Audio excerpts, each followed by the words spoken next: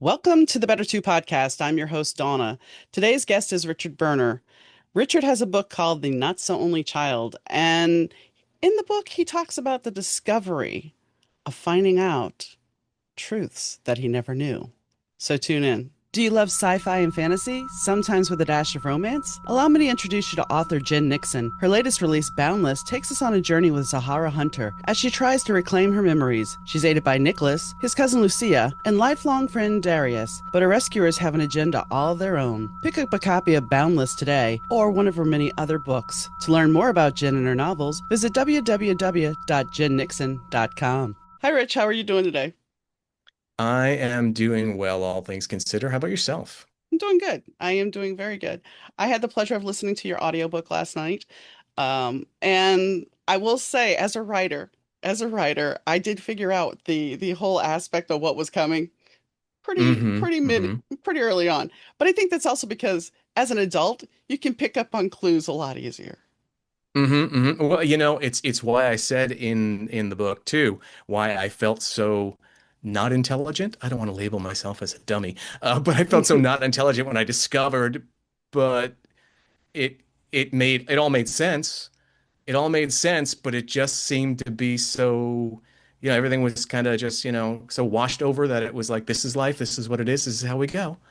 And again, it was the time too, it was the 70s, so there was a whole lot less digging. There was no internet to Google anybody or check anything. So it was like, if they said so, it must be true. Exactly. Mom and dad know everything. Mom says everything that goes this way. And I mean, for you, it had to be kind of a butterfly effect moment because I had my own issues. My parents divorced, and my mom had no problem telling me what her side of the story was. When I would ask my dad, Mhm. he's like, "I'll tell you when you're older." Okay. At 40 years old, I looked at him and said, "Okay, give me your details now." And when he did, it was one of those moments where it's like everything that had been told suddenly it was like the earth shook and my whole world just Mhm. kind of crumbled. And Mhm. you're like, wait a second. And then, of course, a couple of months pass, and then you're like, two sides can be correct. They both had Right. their own Right. version. But for you, it had to be that same kind of butterfly moment, like butterfly effect moment, like, what in the world?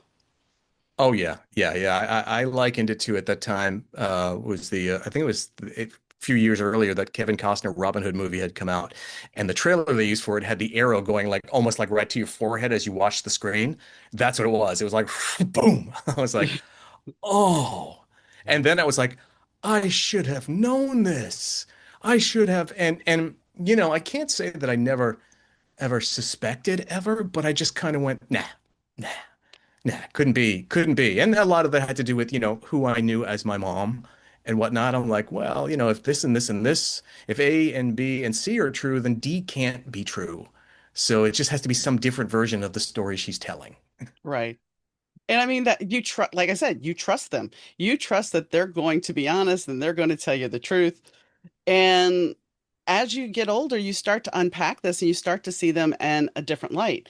I recently had the Hmm. pleasure of talking to my aunt who's 92 years old, and she proceeded to tell me more about my grandparents than I knew. And it painted a different Hmm. picture and it explained a lot of things. And what we don't talk about is generational trauma. But the one thing I was going to say that I thought was very important that you hit on in your book was the fact that health history. When my mom died, Hmm. I was, I think, 26 years old, and I did not have a full scope of her health history. I didn't Hmm. look into it. It was just kind of like, oh, whatever. You don't think, because when you're younger, you don't think about those things. Right. Right. And Yeah. so I Yeah. appreciate that you brought that up. Yeah. You feel like you're invincible, until you're not. And then panic sets in because you haven't paid attention. And yeah, and yeah, condolences on your mom. We were relatively in the same range of age when we lost our mothers. But yeah, it's so important for the family to know what's going on. And it's on all levels, even just simple allergies and things like that. You can figure it out as opposed to spending hundreds and hundreds and hundreds and trying 19 different things until they hopefully figure it out. Hmm. And for major stuff, you can get ahead of it. Hopefully. Not Hopefully. always. Hopefully you can get ahead of it or at least know what the history was there. And again, me being type 1 diabetic since childhood, obviously had to come from somewhere because there were no other diabetics in my family. Yeah. Um, so that I knew of at that point. So, um, but yeah, there's the moment, call it an epiphany moment, but it changes everything for you when you find stuff out like that. You talked about talking to your dad at that age, and my two older kids are young adults now, and we've had conversations about with I mentioned in there my ex-wife and what happened. I promised them when they were young when we split.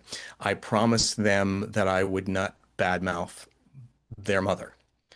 And I said, if I do ever, you just got to put your hand up and say, Dad, you promise. It only happened once that I remember in all of their childhood. Something had gone on, something, and again, it was me probably overreacting and whatnot. And my eldest, Shannon, said, Dad, your promise. And I was like, you're absolutely right.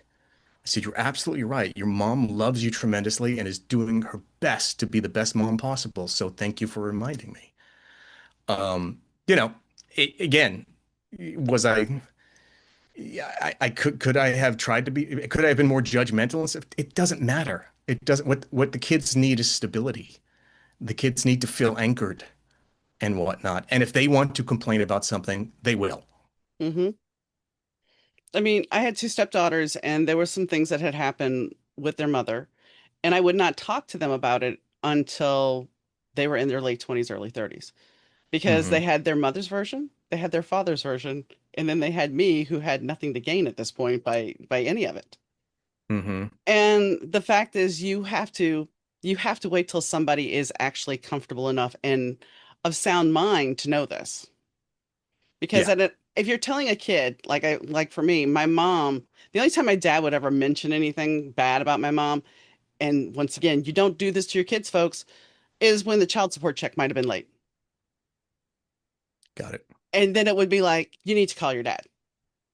And then of course he'd get ticked off. And it was like this whole vicious cycle. So you never put Hmm. your kids in the middle of it.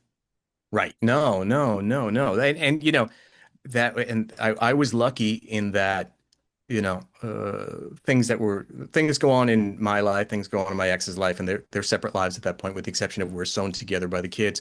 But our goal was always to keep the kids as safe and sound as possible.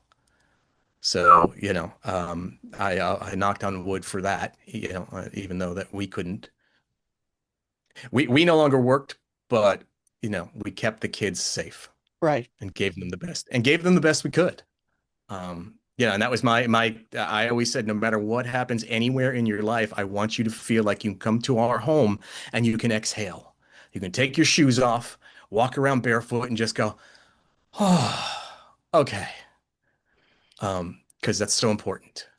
But see, one of the things I think from you not having that necessarily that father figure there all the time, it taught you how to be a better father. It taught you what you wanted to do as far as being a father. You knew what you needed to do and what you wanted. And that's kind of how I felt as a step parent. I had a stepfather who wasn't that great. And having those people in your life, it kind of gives you an intuitive attitude about how to raise a kid. Now, you're not going Yeah. to be perfect, but at least you have a little bit more of, I want to do this because I never got to do that. Right. Right. Oh, exactly. Exactly. So many, um, internal conversations, which just reach back into the memory folder and go, okay, well, I didn't have how, what, everything else. And sometimes it's just question mark. Okay, I got to wing it. But I remember, even for me, again, I grew up all aunts and cousins were all female. I had my uncle and my cousin who were male in my life, but they weren't, you know, it was a female environment I grew up in, mostly female environment. So I was very comfortable and I've always been very comfortable around females.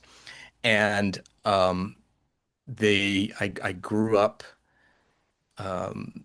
thinking when had my first child, boy, I really want this to be an AFAB because I know how to I know how to react. I know there's a lot of stuff I don't know, Hmm. even like physiological and stuff like that. But that's what mom's here for. That's what their mom is here for. I said, but I really want this. And then because it's not that I didn't want to have an AMAB. I wanted to be comfortable because it was the first child I was having. Right. And, I was thrilled to have Matt when he arrived. It was like very, extremely thrilled. But at that point, I know how to be a dad. Yeah. And once you're comfortable, it makes it easier. I mean, I went from being single to having two kids that were 4 and 6 at the time when I first met the girls. And it was like, okay, I get to learn how to be a mom like overnight. Hmm. Hmm. And it Hmm. was something that I think if you have that experience of not having the best parents, you're either going to do it really well or you're going to do it really poorly. Hmm. Hmm. And as long as you have the faith that you can do it, that's where the kids turn out to be good. That's where the kids understand that they have a home to come to, Hmm. you know? Hmm. Yeah. And something else I learned this from my mom, who was a great parent, but it's also not great if you're a martyr. If there's one thing about giving kids your 100% focus and everything else. But if you build your life around, I'm just a parent and everything is parent other than the 8 to 9 hours, whatever I spend at the office, then you reach an impasse. You reach a ledge because when comes high school time and then college time and then move out time could be college time, eh, what are you left with? What are you left with? And that was something, I would talk to my mom a lot about from the time I was probably about 13 on. I was like, you got to try this. You got to try doing this. You got to try because it came from not just observation, but also I was like, there was an internal guilt. I'm like, oh, everything's wrapped around me. No offense, but I need to spread my wings a little bit here, and I don't need you to come with me everywhere. you know? Yeah. So, yeah, a really interesting dichotomy there of yeah, of discovery. And as you went through the book, so you also know what the things I discovered reading about my mom, unpacking her stuff and everything else, and just you talked about learning about relationships about adults. It's like, wow, they're just wow. A lot of it confirmed thoughts I had, a lot of it was a lot of surprises, a lot of things like that. And I just thought, wow, wow, wow. I want to make sure that not just me, but my kids live a full life and not a life of what woulda, coulda, potential type stuff. Yeah, because I mean, that's the thing. If you don't have that support, I mean, your mother was very supportive. If you don't have that support, you do tend to make those choices sometimes of woulda, coulda, shoulda, and look back and Hmm. go, well, I should have done that instead of what I've done. And Right. I think that has a lot to do with your upbringing. If you have that solid foundation of people supporting you, then I don't want to say you feel invincible, but you know that you have somebody that has your back. Yeah. Yeah. Well, I mean, doesn't everybody feel somewhat invincible from like 20 to about 30? Right? Or S- maybe 18 to 30. It's like, once there's a whole lot of it. I wouldn't say it's 100%, but it hits hard and then it starts to go away and reality starts to hit. Oh, oh, oh. And again, life circumstances can change the parameters on those ages that are there, but there's that period of like, doesn't matter. I can do whatever. I'll be fine. I was fine until I met my husband, when I met my first husband. And as soon as that happened, then I became the mom and my whole view of the world changed. And I use Beavis and Butthead quite often because we lived in Indiana. He moved us to Indiana and we didn't have cable. And so Hmm. my sister-in-law sends me a videotape of Beavis and Butthead. And I'm like shocked and appalled because I have two small children and this is just bad and da da da. Hmm. Hmm. And then after I left and my friend had it on TV and I was like, "Oh, this is pretty funny." It was Hmm. the Hmm. whole your perception changes when you have children and you don't want to admit it. And what you were saying about the whole thing that you didn't want your mom to be your life. I went through that. I think the girls were 8 and 10, and we had gone on a trip down to Dallas to see their family. And we came back up, and I said to myself, and I had already met this guy who was a disc jockey at the local radio station, Win 106 in Indiana. And he had already started showing me how to work the station and everything. He thought I had a great voice for it. Of course, I'm like, whatever. I want a pizza. That's how I Hmm. met him. And came home from that trip and I said, I feel like my life is stagnating. I feel like I am nothing more than this. And I was still writing and everything. And so when I think about an hour and a half later, he calls me up and says, my boss wants to talk to you. Like the universe is opening this door. And Yeah. Tuesday I had Yep. the interview and Friday I was on the air. And, it was something that gave me a purpose besides being their mother. And Hmm. Hmm. I think we do get lost in being parents sometimes. Yeah, yeah. And think about that, um, from the perspective of what if you had said no? What if you said, Yeah, I got to focus on the girls. yeah, I just can't right now. You don't know that that opportunity would be back in 2 years, 3 years, 4 years, whatever, yeah. and then it just becomes one of those, I call those the little drawers we keep locked up, the drawers of potential and sadness that we keep locked away, instead of this kind of magical, and coming from a radio background, I know the business has eroded and become, the ghost of what it used to be, or the zombie of what it used to be. But in the 1990s and even into the 2000s, it was magic. It was, when if you have the bug, once you get in, I said everybody liked being in a radio station. Some people were too nervous to step behind a mic or do anything else like that.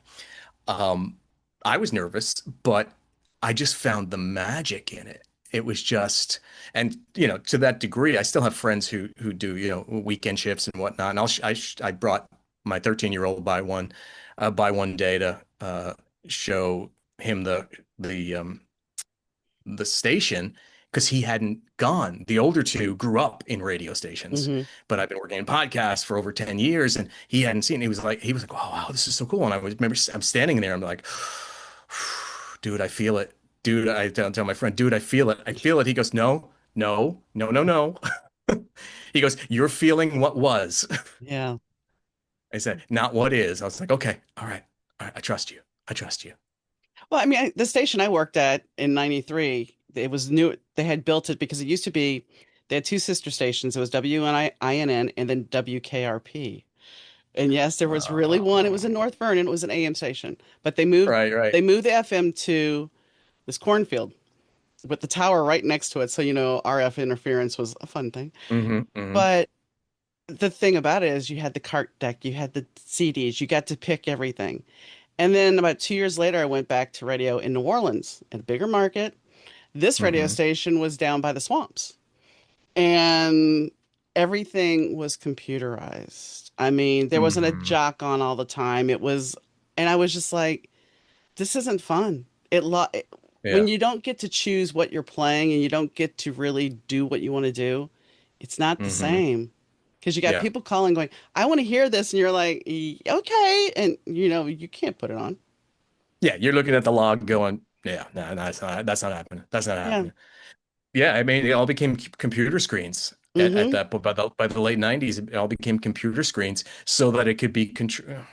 I mean, let's look at corporate America. It's like everything is consolidated. It was part of the whole consolidation, control consolidation, so that and it takes the humanity out of it. The beauty of radio was the connection and the humanity, and that's why podcasting blew up, exploded, and because people could connect again with other humans. They could feel like they were sitting, whether it was people who were inspiring them, motivating them, telling stories, informing them, they felt like they were sitting at a table. They could be feeling like they're sitting at a table, a coffee table, like we're friends, or I'm sitting at this table and they're telling these amazing stories. And I am so, because that's the beauty of audio and the medium. And it's the reason why, I mean, besides my background and my history, it's the reason why that's how I created the book after trying to write. And you said you were a writer, and God bless you. I mean, I just don't have the patience to write beyond And it's probably from conditioning of over the years. Write a 60, write a 30, write a 10, write a 15. And when I got in for the booth, I was like, oh, I can just give myself all the bullet points like I do when I go on the air. And I can go in there and chat. And because I'm not live, if I mess up, who cares? You Exactly. know? Exactly. Yeah. Now, I know since you've been in podcasting, I'm sure you saw the article roaming around last week about 3,000 hours of podcast done by AI. Yes. Yeah. Yeah, yeah. There's just, and I've played with some of the AI platforms and whatnot just to see what they can do and everything else. They'll get better and they get better. And this I started about 18 months ago playing with them, and they are good. They are good. They are not excellent yet. But as people said, that's your ear.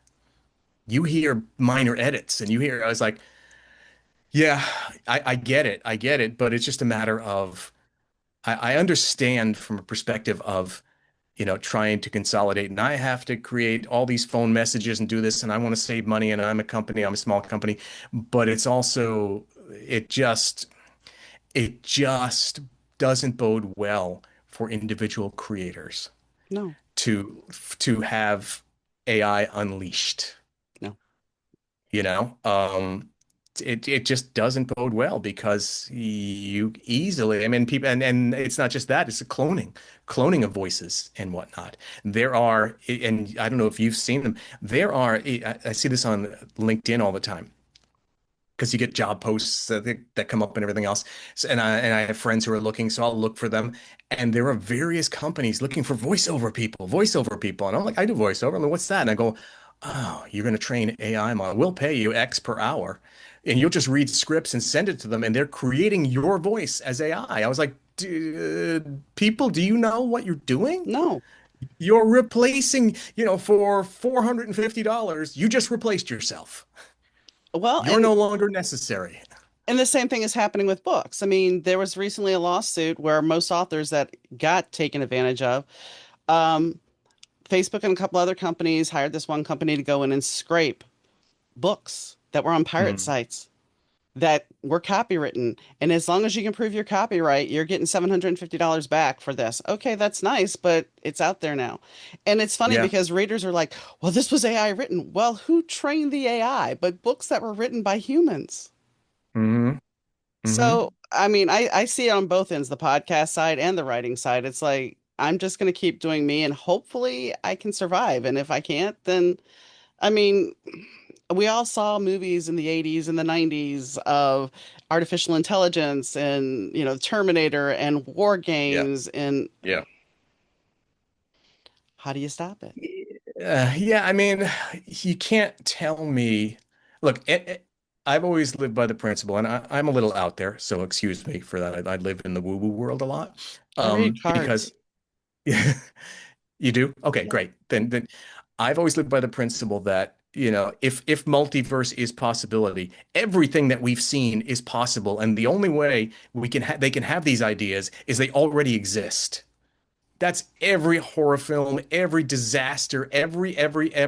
It already exists. We just haven't experienced it. It doesn't mean it's going to happen in our existence, No, but it already exists. I said you can't destroy energy. There are no new ideas. Ideas happen from ideas that already exist. So again, I remember telling this to a really good friend of mine after we saw what was the Dennis Quaid movie and Day After Tomorrow, 2004. I said that already happened, and I said it may happen to us. He's like, what? What are you? And I started explaining. He's like, oh, I don't want to hear that. I don't want to hear. I mean, I get it. He was like, I don't want to hear. I was like, it does. It already exists. I mean, whether the people ascribe to this as a simulated reality, who we'll find. I guess we'll find out. All of us, each of us, both of us will find out someday, hopefully, or it won't be just be like, no, move on. We're not telling you. Um, but hopefully we'll find out. But I gotta believe just the more that we uncover, the more that we see, the more connected, it's all the size of the universe, the energy, it's all interconnected and it's all alive.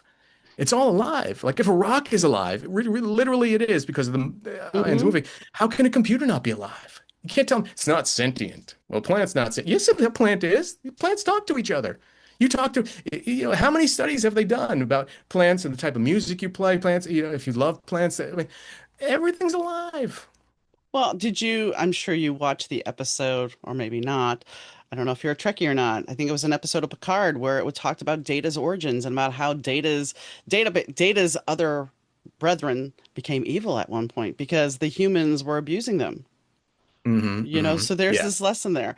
And as far as multiverses, I talked to somebody on the show and we talked about the collider and we talked about the fact that, yes, there is a fact that we do have multiverses, and the fact that if somebody decided to shoot themselves as the collider was going, would they actually know? right. Yeah, I yeah. mean, there's No, I just, mean, there is, again, we every year, every generation we get to, we're the most advanced and the smartest we've ever been.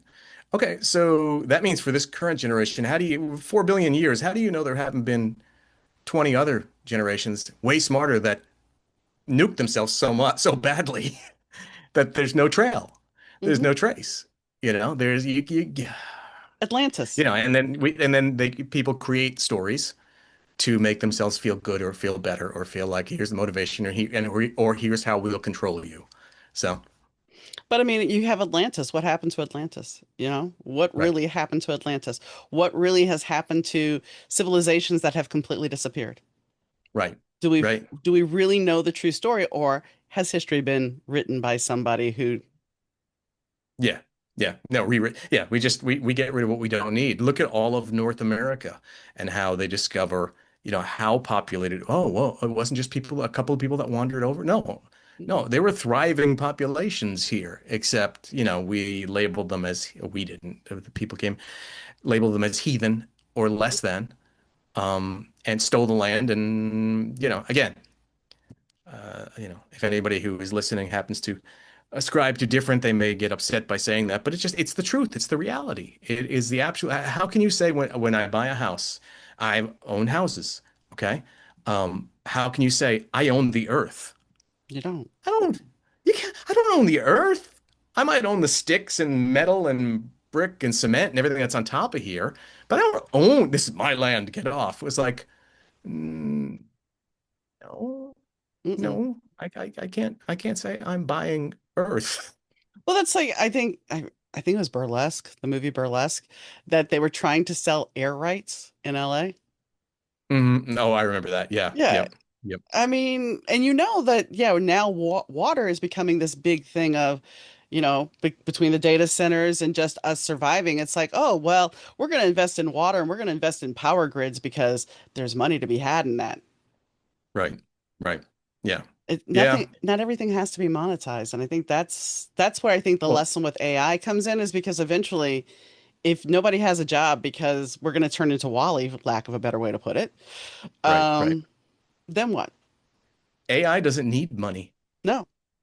right?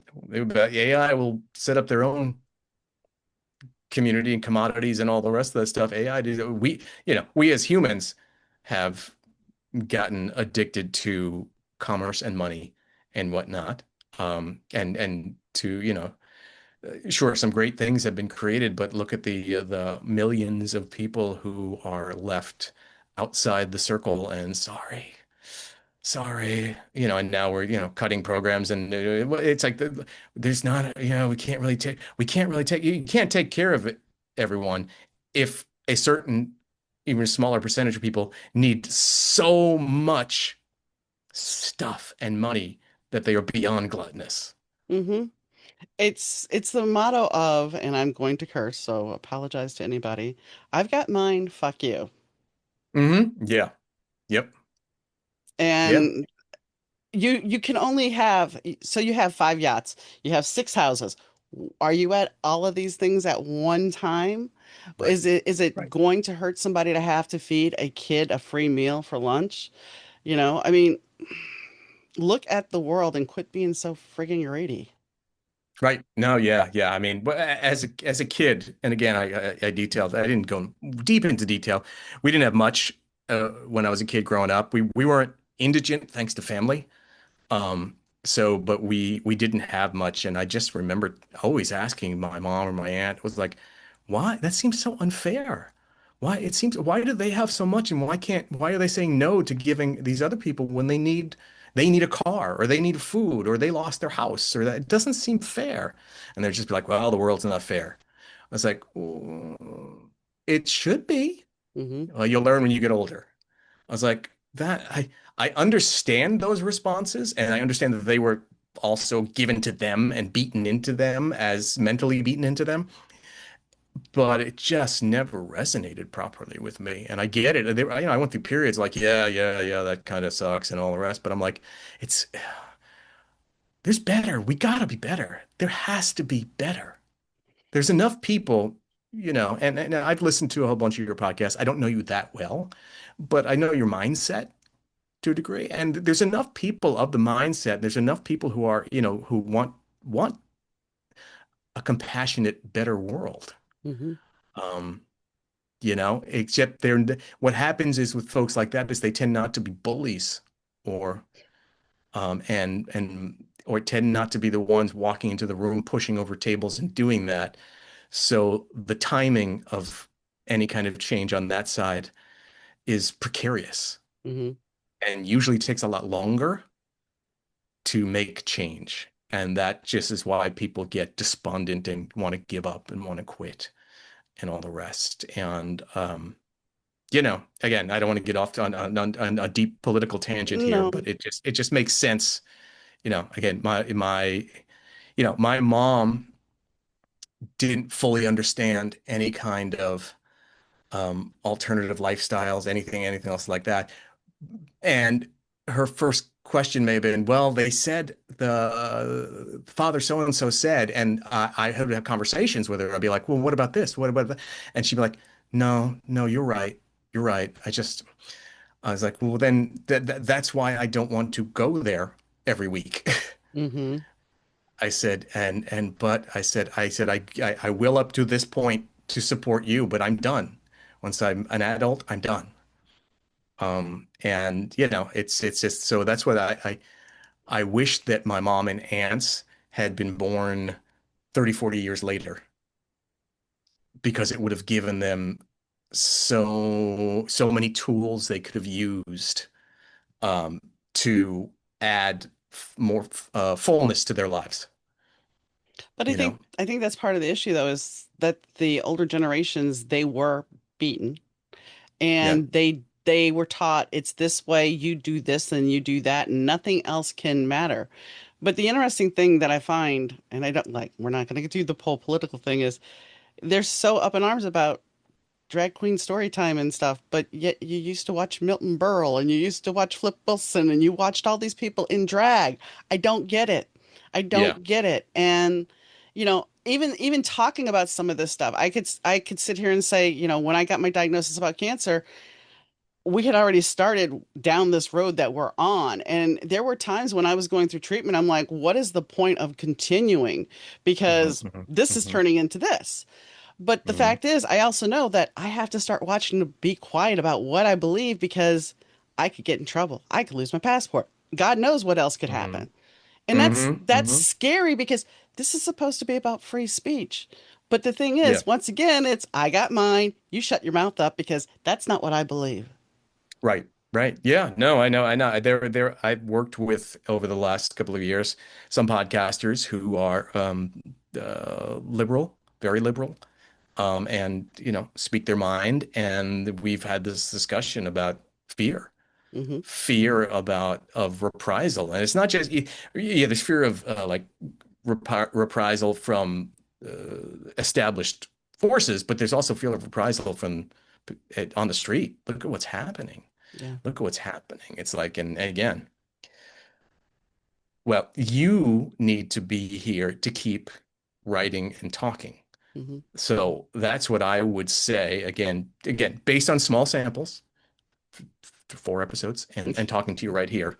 But you need, and I said that the person who helped put this together, who booked us, I said, "What an excellent interviewer you are." Thank you. I was, like I said, I said it to you earlier. I said, you're really, really good at connecting. And you do, it's really, you're good at listening, you're good at connecting. Obviously, you have your safety net of where you want to go. You envision an interview going, but it doesn't matter. You seem to go with the flow and make the flow feel like it was supposed to be the purpose. And it's funny that you say that because one of my late husband's favorite statements was, "You just have to go with the flow." And I was always like, "No, I don't do that." But yeah, Yeah. on this, I have a sheet in front of me. I haven't written anything, even looked at it while we're talking. And that's the Hmm. thing Hmm. because I always look at this as me and you sitting down in a coffee shop and shooting the shit, and that's it. Hmm. And yes, I don't have to curse all the time, but sometimes I do. Yeah, But that's okay. It's the okay. fact of the matter is, I think if you can have an honest conversation, and I've been told by some of my listeners, that's what they like about this. It's like I'm eavesdropping. I'm eavesdropping Hmm. and I get to know things. And I think that's a gift not only to myself, but when you guys come on and talk to me, that's a gift for me because I get to be me. I get to do what I really truly love. Besides writing, this is it. And Hmm. I'm glad you came on because I know there was a little bit whether we were going to do this or not. And I'm glad we did do this. And I'm glad you came Hmm. on. But let's go back to the conversation enough with the, you know, it's a little awkward for me. Anyway, but so when we're talking about you going there, okay, so your mom's passed and you're starting to dig through the paperwork. And I know you got really charged up because you found those letters from the baseball players and Yogi Berra. And I'm Hmm. sure as for being a baseball fan that you were, that has to be something that was just like I I mean, I can imagine, talking about it later is different than the actual experience. I can imagine that moment when you opened that up and you were just kind of gobsmacked, I'm sure. Oh yeah, yeah. It was definitely, you flash back to like age 5, Christmas morning, and you open something that you desperately wanted. Even though I didn't know I was going to find these, Hmm. but finding the letters just I did know that my mom would write to complain to networks if they canceled the show she liked or anything else, but I didn't realize she had all these hidden treasures of times where she was writing, and she was a rabid, as a kid, a rabid Brooklyn Dodgers fan, and then became a rabid Mets fan. And just right when something happened, she felt like she needed to, like she needed to tell them. A lot of it was like apologizing for fan behavior or being upset with someone trying to take advantage of somebody. Which I was like, oh, yeah, I guess I see the through line. I see the through line there. Um, but yeah, and it was just it was like in getting these letters back, and obviously she would save them because they had great value, even if they responded unkindly. A few of them, the owner of the Dodgers did, but uh, you know, it's just amazing. But she never spoke about them. She never talked about them having those letters. And or if she did so infrequently that it wasn't a line that everybody knew or something that everybody knew. And I said that's where, when I tell people the story, that's where she and I are different because when I'm wowed by something, I feel like I have to share with everybody. Hmm. You have to. Oh, I was like, because I'm still, and again, we work in, and I'm not going to name drop here, but I mean, I work in podcasting. So there's a bunch of times where I've had instances where I came back and went like, oh, wow. I was just in the room and having a conversation with boom, insert name here. It could be music, could be anything else like that. And because that's 11-year-old me, Hmm. going, whoa, and you were in radio, you did, I Yeah. mean, so people came through. So it's kind of cool. And there's a real coolness in my mind. There's a real coolness to the fact that she didn't brag about it. It also made me realize me being different, we loved each other, but I didn't fully understand her. I didn't fully understand how, the governors and the reins she put on herself in life. It never made sense to me.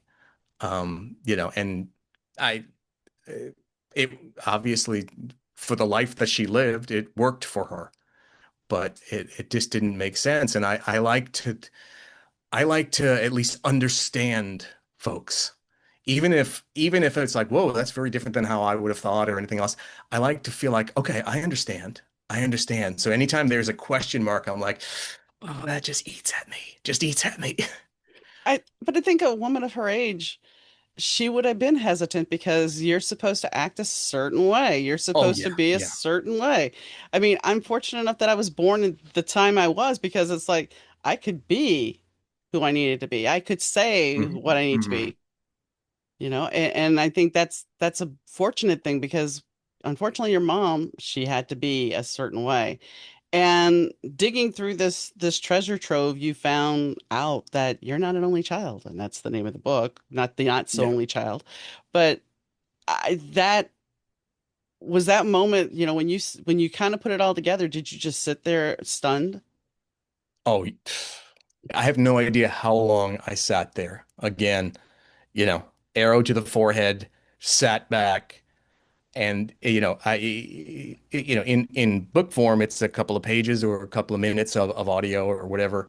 But it might have been a half an hour of just sitting there staring.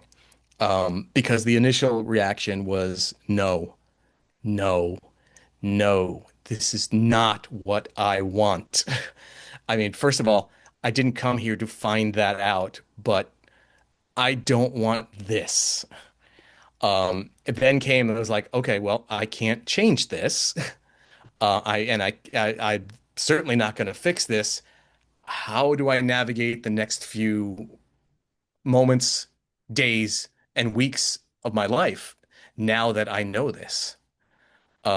And as I detailed, it took a while. It took a long while. I just kind of knew, and then life kept saying, no, no, no, you need to officially know, and give me through events and things going on. And then I did know for sure. And then ultimately, once I knew, that it became official that I was a not so only child when my sister reached out. I do have a Um, question for you though about that because I know your last yes. conversation with him did not go well. Yeah. And by the time everything really came to a point where you were ready to do it, he was gone. So since you believe in the woo, have you Mm. ever sat down and tried to connect with him? Yes. Okay. Well, it took a while. It Hmm. took a while. So it's been, let's see, past 20 years ago at this point, 20 plus years. So it took a while for sure, but definitely after I might have prior to actually connecting with my Irish twin sister. Um, I might have, but I don't know the depth or anything else. I just know that, all of the Everclear Father of Mine would play and everything else, and I had a mental picture, and it was like, I'd be, so I might have tried, but since then, and since in the last decade or so, I have, I've learned to forgive. I've learned to forgive and to understand. And you can never judge until you've walked in somebody else's shoes. And those shoes were also in a very different time than we live in right now. So, and the stuff I learned, I was like, okay, I get it. I get it.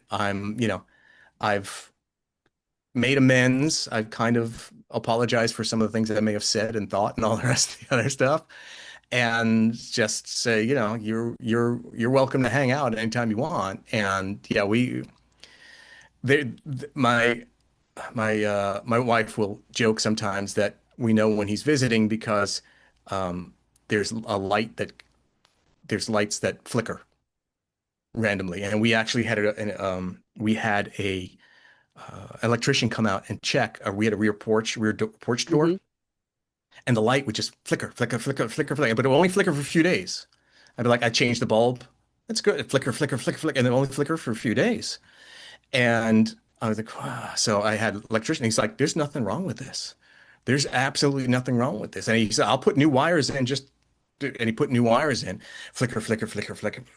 So when I used one of the shows I used to oversee an EP was a show that hosted that invited mediums on all the time, and had a medium on and said the person who was going to be read um, didn't show up.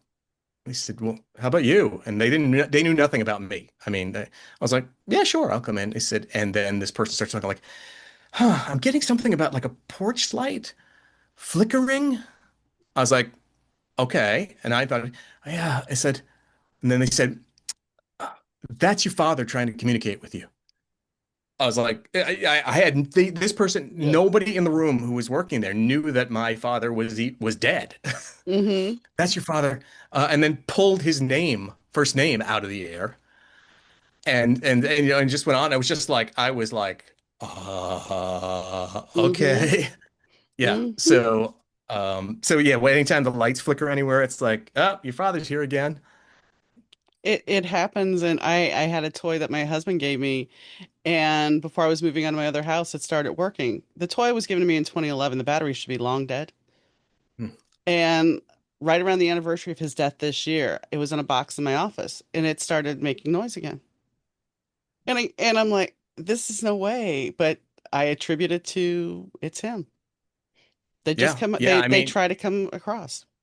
yeah, yeah. I mean, again, and everybody, the thing is with that, the understanding of people like, well, no, it's just hope, you're being hopeful. Everything you're being fine. I let me be hopeful. But the thing is, if it is some sort of when we go on to the great beyond or the nether, whatever you want to call it, some will call it heaven, some will call it nirvana. Good band. And they when you get there, it's not like it's going to be Thursday in front of McDonald's where the time is going to be the same as sun up, sundown, and everything else. It will ultimately be timeless, right? Hmm. So who knows? Yeah, who knows? You know, it may be like, you know, we joke about the life of a fruit fly being 3 days. Like 100 years on Earth may go by in seconds. Hmm. Well, and you think about this. We have no problem watching Star Wars and thinking, wow, it's a great movie. It's fantastic. Da da da da.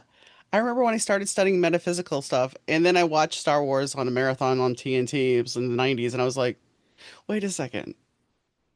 The Force. It's the whole thing. Mhm. We're all energy, and that's the one thing I think none of us really look at. We are energy. So, would it make sense that the spirit could actually get some kind of electronics to work? Yes, it would. Hmm. But Yeah, I it's, mean, go ahead. yeah, no, no, no. Oh, sorry, No. interrupted you there. But it makes total sense that we are made of energy. Hmm. We are made of ions floating at different speeds. You know, it's slow, so it's a rock. It's fast, so it's a squirrel. Yeah. Hmm. I mean, it's so if this is a different type of energy, which is not visible to the human eye and whatnot, well, then it has to be so fast we can't see it. But if you study enough of metaphysical stuff, they talk about on certain times and certain days of the year that the veil is thinner and you Hmm. can actually see things. I mean, at my other house, one of our cats had passed away, and for the longest time, there would be times I would see him walking.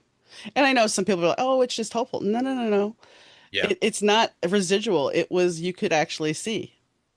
And Hmm. Hmm. it makes no sense, but I've had more stuff in my life make no sense. I mean, when my stepmother passed away, they had evacuated for Katrina.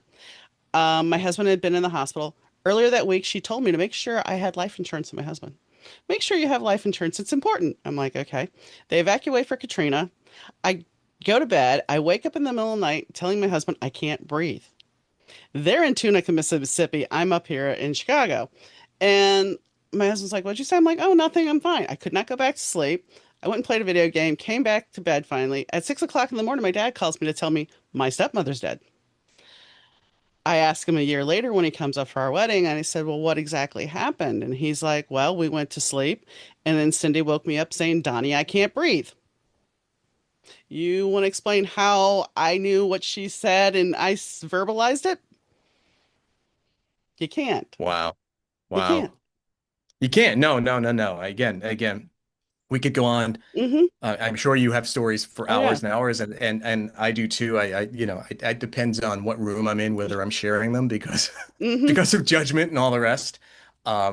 Cemeteries have been particularly uh, active for me I don't go. when I'm around them. Hmm. And I've and during high stress periods, and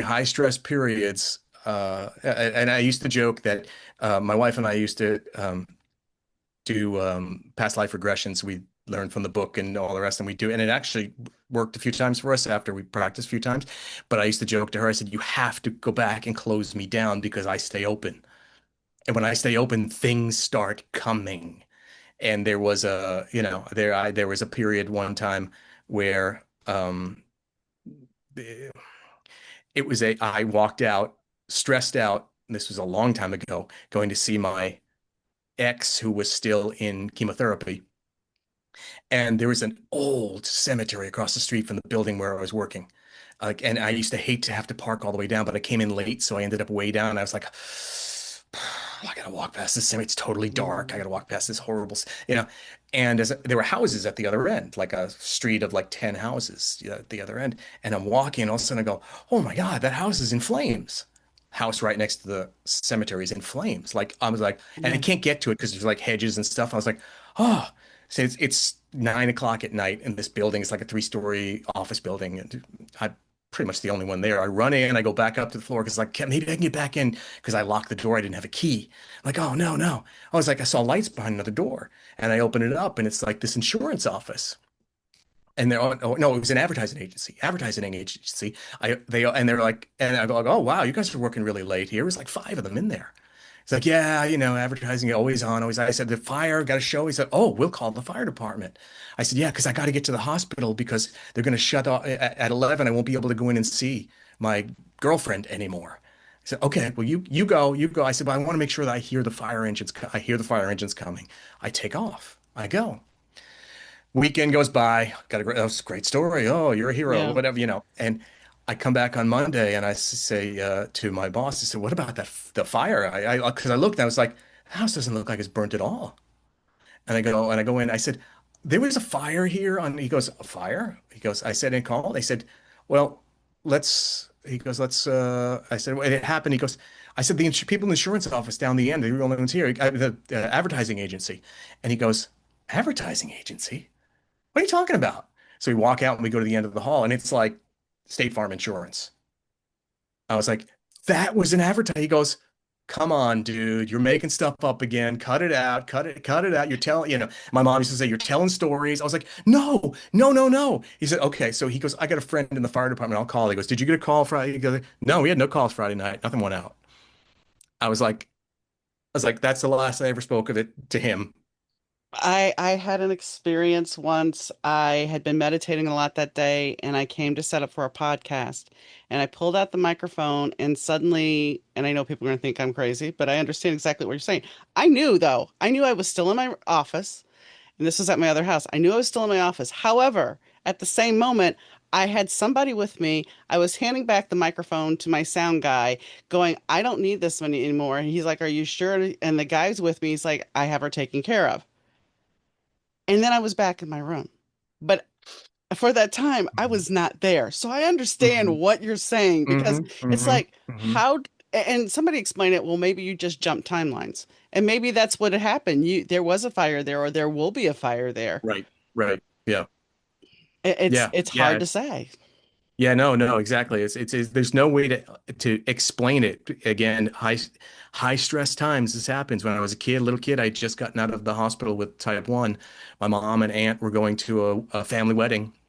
They were going to go to the reception, but my mom wanted to see the bride and groom at the church. We pull up to the church, and my aunt had polio, so she sits in the car. We're like a block and a half from the church, staring at the where the stairs are for the church and whatnot. I see my mom go in. It's like, where is she? Where is she? Where is she? So now I'm like, oh, I'm gonna go check on her. Okay. So I go walking there, and this little man with a cane, bald man, glasses, and cane, comes walking down the stairs, and he's walking past me, walking away from the church alone. He said, hi, Rich. I go, oh, hi. I don't know who he is. A relative, I'm assuming, right? Hi. He goes, don't worry. It's all gonna be okay. And I said, oh, thanks. So I take like five more steps and the doors start to open. People start to come out. And I see my mom and I go running and I go, Mom, Mom, Mom, who's that old man who just spoke to me? She goes, what old man? I go, right there. Gone. Yeah. Hmm. Gone. Are you telling stories? No, no, no. Aunt Teresa was in the car. She will have seen him because there's no cell phones and whatnot. So we go down. Teresa, did you see him talk to somebody? She goes, I saw him stop for a second, but I thought, maybe he had to tie his shoe or something, but he kind of stopped like he was going and then he started again. I don't know. I mean, everybody's got their own gifts. I have dreams that have had prolific moments in them. So Hmm. everybody's got their Yeah, own gifts. you and I should spend it another time and just chat and Yes, and I share. agree. I agree. So, on that note, is there anything that we haven't discussed that you would like to discuss? No, no, I don't think so. I really appreciate you having me on. I appreciate you for who you are, and I'm really glad we got to have this conversation and got to know each other a little bit. Um, I'm glad you connected with and enjoyed the book, and I'm hoping other folks do that too. I think they will. Thank you for coming on, and thank you for your Thank, kind words. thank you. Come Out of the Shadows is D.M. Needham's latest novella. World-famous singer Grace Fillmore catches the attention of many admirers. However, one individual will go to extreme measures to possess her. With the stalker situation intensifying, Grace's record label enlists bodyguard Dylan Roberts for her protection. As Dylan takes on the role of safeguarding Grace, she notices something she desires, but so does Dylan. Can Dylan stop the threat, or will their attraction become a distraction that jeopardizes everything? Come Out of the Shadows is available on Amazon.com. The conversation definitely went some places I didn't think it would go, and I'm kind of happy it did. Though I knew listening to his book, when he talked about the universe and mentioning the universe, I knew that we could have that kind of conversation. When you're growing up and you have certain ideas about your parents, certain thoughts about who they are, and the people, we've talked about this before on the show, the people that you expect them to be. I mean, I look at my father, and you guys who have stuck with the show, you guys know that my relationship with my father has not always been the best. And cancer has been a gift. I mean, cancer, he texts me every night, and is the conversation always perfect? No. But we have a relationship now. And like any relationship, it's never going to be perfect. But the interesting thing I've heard from my dad is he talks about how he went to, he would have all these people come after the shop was closed, to pick up their cars or just hang out. It was a social club. Everybody loved him, everybody cared about him. They were all there for him. But then after he had his heart attack and stroke, there was only a handful of people. And the people that were there for a good time disappeared. And now he has a problem where he can't hear, which we've talked about as well. And so his social life is down to his very best friend that's been with him since I was a kid, and a handful of other people that are related to him in some form or fashion. There's no crowd that used to be there. And it's interesting and a hard time for him because it's changed his life and he doesn't know how to necessarily deal with that. He looks back and says he wouldn't change anything. He has no regrets. But as we've talked some more, he kind of does have regrets. And I won't pursue it with him because when I ask him things, I think my dad sometimes has his own truth that he does not want to embarrass himself to me. Because my aunt and my uncle have told me stories about him being emancipated. Yet, if I ask him, he'll say no. Now, is that just because he's trying to save face? I don't know. I don't know. But how that fits in with Rich's story is the fact that our parents have these truths that maybe for them it's too embarrassing and you might think different of them. You might think that the idea you had is not is not the truth of who they were. But instead of giving us that door to get to know them, especially certain generations, they're taught that no, you're not supposed to say that, you're not supposed to do that. They're not able to share. They're not able to share their feelings. So sometimes the truth comes out after they're gone. I mean, I found some things out after my mom died that I was just kind of like, I didn't need to know that. But that's the thing about it is sometimes truths come out, even if we try to protect them, even if we try to hold them dear and near and we don't want to hurt somebody. Sometimes the truth comes out and we have to allow for that. We have to accept it. It may not be what we want to hear, but it's something that can give us information and change our world sometimes.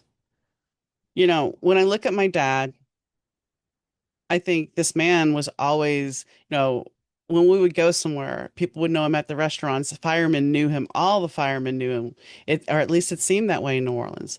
It's like my dad knew all these people, and it was always as a kid was like, wow. And then to hear him talk about how alone he is now, it's sad because sometimes we think knowing so many people is what's going to make us whole. That being in that crowd of people and having those people shake our hand and know our name and all these things and give us all this approval and reviews for books and reviews for songs and all these things. But the fact of the matter is that security and that love have to come from us. It has to come from inside of us because when all those other things are stripped away, who's loving you? And where are you getting where's your joy coming from? Where are you getting it from? What makes you happy? What makes you fulfilled? And it has to come from you. It can't come from something outside of you.